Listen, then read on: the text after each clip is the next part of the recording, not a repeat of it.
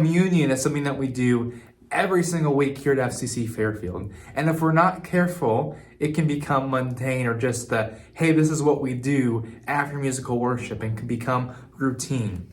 But communion is way much more than any of that. It's a time where we come together as a group of believers to sit around the table, as we're going to read today in Luke 22. When they first do that at the Lord's Supper, we go around the table together as a group of believers to remember the sacrifice of Christ on the cross and the fact that he raised from the tomb to give us new life.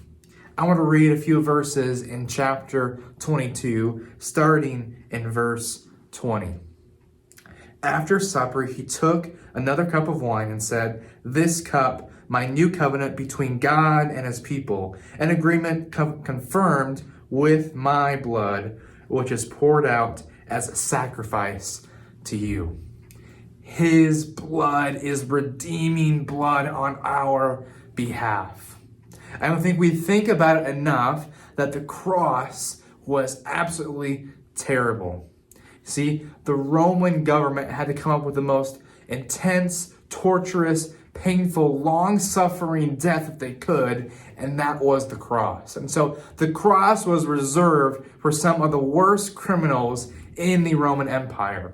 And so the fact that Jesus, who never committed a crime in his life, got that worst punishment is a telling that he loves us that much to endure the worst possible pain.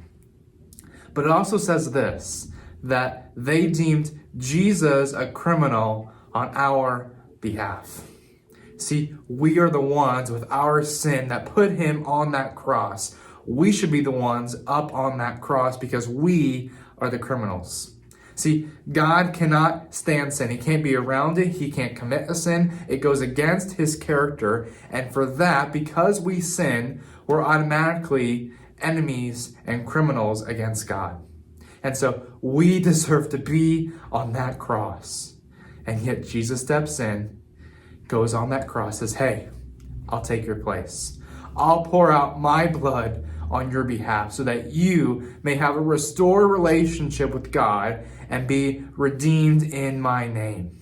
That's what Jesus does. And so when we come and we take communion, as we remember the Lord's Supper, which Christ did first and foremost with his disciples here in chapter 22, we remember the redeeming blood of Jesus.